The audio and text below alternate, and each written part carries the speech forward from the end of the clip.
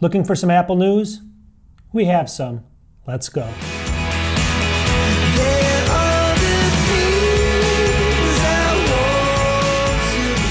Welcome back to the channel. You know the drill. Apple news today, and I'm going to start with a bunch of different specials, online specials on Apple products. Then I'm going to get into the news right afterwards. Sit back and relax. Let's go.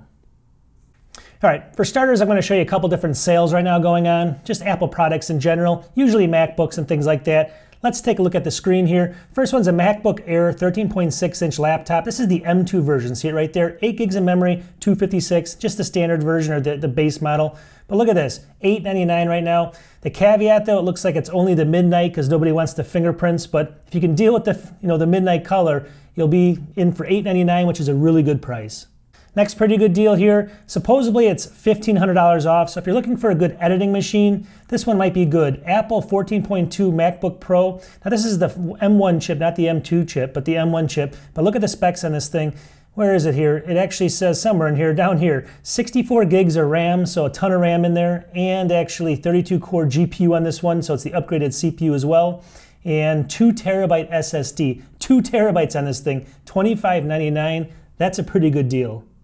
And Amazon's not to be outdone. They have a 15.3-inch, here's the 2023 MacBook Air M2 on sale for $10.99. Looks like it's the silver color. This is just the base model again. But for that cost, it's about, what does that come out to? $200 off the normal price, somewhere around there.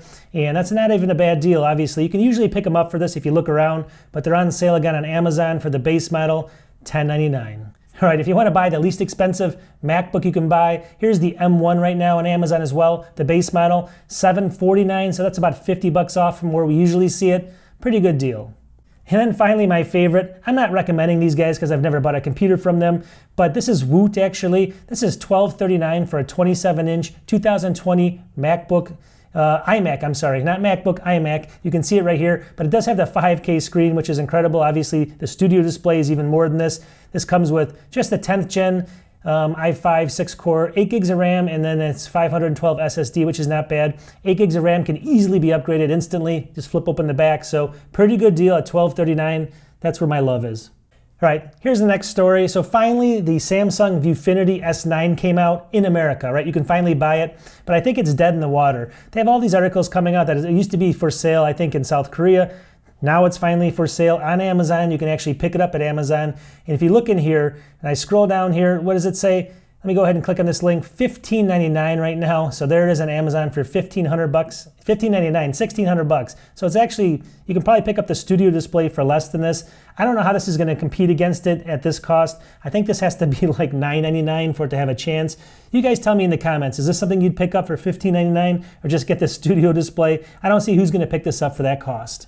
All right, the next article is one of those articles where you say, what could go wrong with this? Look at this. Foxconn founder says Apple business means China can't risk threatening him. What does this mean? I was reading through this and it says billionaire Foxconn founder. Now they're actually the people that create a lot of the Apple products, right, in China. It says he's running for president of Taiwan. He says this will not, and he will not bow to China's threats. Any political pressure would disrupt the sales at Apple, right? Do you think China is going to really care that much about Apple to not disrupt Taiwan?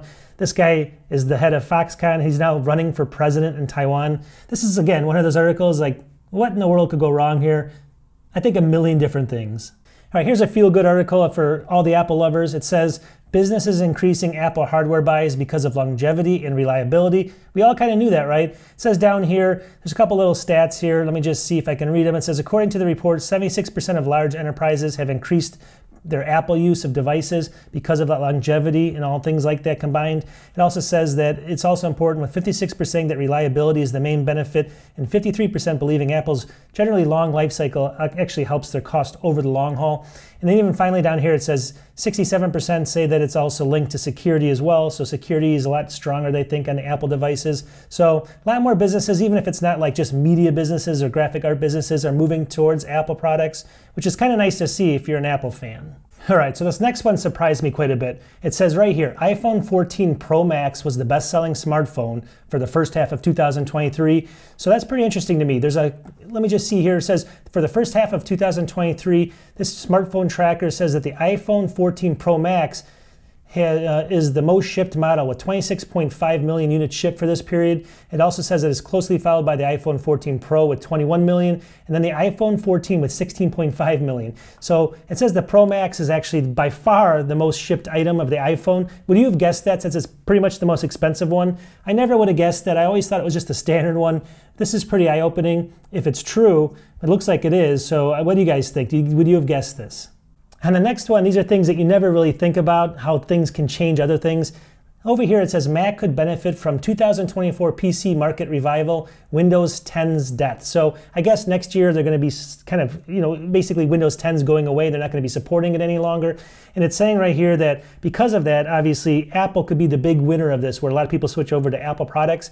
They don't want to update their systems, or they just don't want to even update the software. So they go ahead and just migrate to Mac OS, I guess. Anyways, I never really thought about that. They go into a lot of statistics down here and what's shipped and what hasn't shipped and things like that. But overall, they're saying this usually is going to be a good sign for Apple, and they should sell more next year than this year for sure because of this reason. All right, so the next one says Apple's set to overhaul iPad Pro with OLED. I think we guessed that, and a Magic keyboard revamp. So if you're looking for this, the iPad Pro, if you're thinking about buying one, you might want to hold off. It says that it's going to be expected though in early 2024, so it's coming fairly soon. And then down here it says, let me just see here. At the same time, Apple could change the size and offer an 11-inch joined by a 13-inch model instead of the current 12.9-inch. So it's going to go with a smaller model and then a slightly bigger model, very slightly.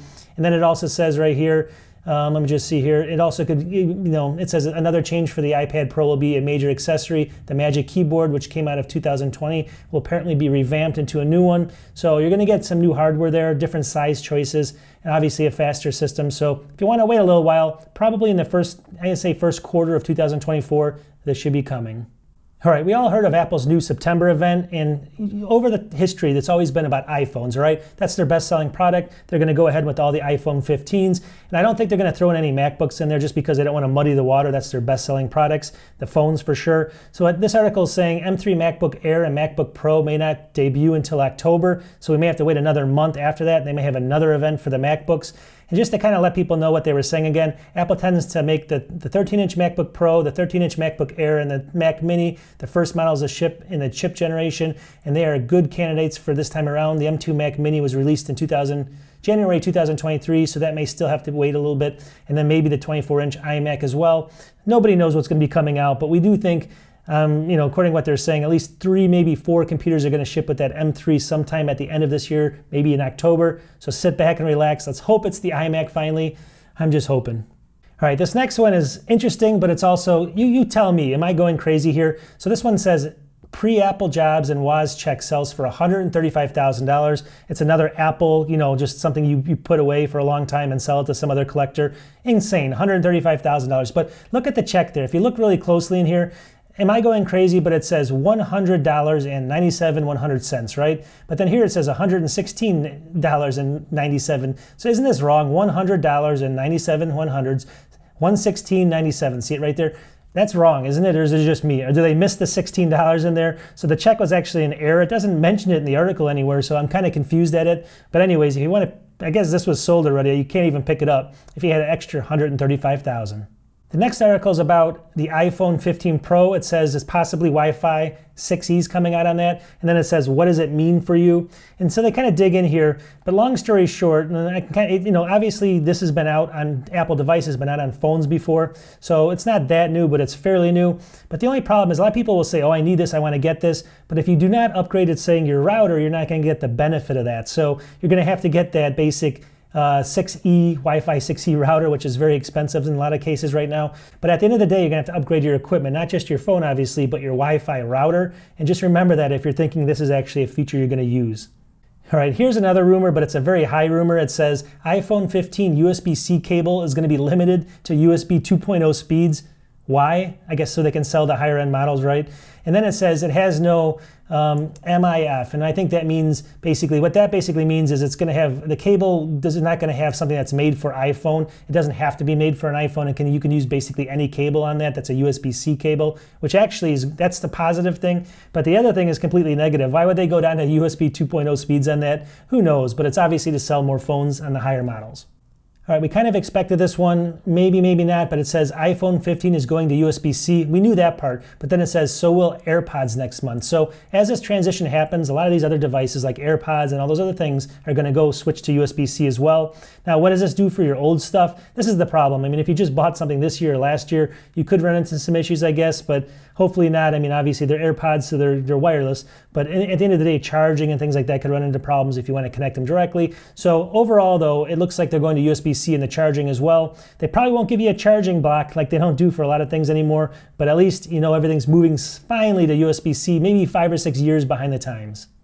Apple makes a lot of chips, and this kind of proves it right here. It says TMSC 3nm chips will be exclusive to Apple this year as Intel falls behind schedule. So the 3nm chips that are basically the small, they have 5nm right now. They're going to 3 in the M3 series computers and MacBooks and phones and all that stuff eventually.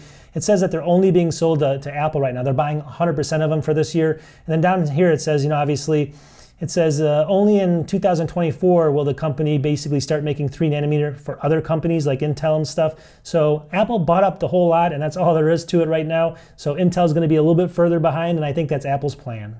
All right, so this next one really threw me for a loop, right? I always kind of think, like, where are people getting money to buy these $100,000 cars, $150,000 cars, and all these crazy things out there? You got to become an engineer for Google. Let me just see here, Meta, Google, and Apple, I guess. Those are the 3 companies. It's just shocking to me. So I was looking through this article. It says, new data shows Google and Meta pay engineers more than Apple, but Apple is consistent and fair, right? That's what the article says, but that's not the shocking part. As I scroll down here, it says, actually, first of all, it says in here that basically new hires at these companies, Amazon pays $160,000 roughly, Google pays $184,000, and Meta pays $179,000. Now these are new hire entries for engineers. Can you imagine that? $190,000 almost, and you're just getting out of college or something, just crazy amounts of money. And then even beyond that, I always, you know, these people have all these crazy houses and everything else. And then you look at their salaries. I mean, just a couple years in, they're making $200,000 to $300,000. And I'll see if I can put this graph up there. It's kind of hard to read here. And then it says like senior engineers are going to be making like $300,000 to $360,000, $350,000. And then other people, as they kind of go up the scale, $500,000, $600,000. So these companies are paying just crazy amounts of money to become an engineer for them, which I wish, you know, obviously, hindsight 2020, I would have done it. But I mean, this can't end well, right? I mean, this number of people getting this much money, when these companies go under, one day, I mean, there's not going to be these kind of jobs around. I don't think many other jobs are paying this. So it's just, to me, it's shocking. Let me know what you think. I mean, starting at $190,000, and I heard a lot of these engineers are making $500,000, $600,000 within just like 5 years. I mean, think about $600,000. That's almost maybe more than doctors make right now. Should this really be happening when we need more medical people? I don't know. I mean, obviously people are choosing their priorities correctly if you're going to, you know, if you're an engineer, but you let me know. Sounds crazy to me. I just don't know what's going on with the world as far as these kind of salaries. All right, so I'm going to wrap it up. Hope you guys like this. This is just kind of quick Apple news. I do these every once in a while because I have so many different projects going on. I want to kind of put some filler in here, and I like to watch these things, so I hope you do too. I'll talk to everybody in the future. Peace.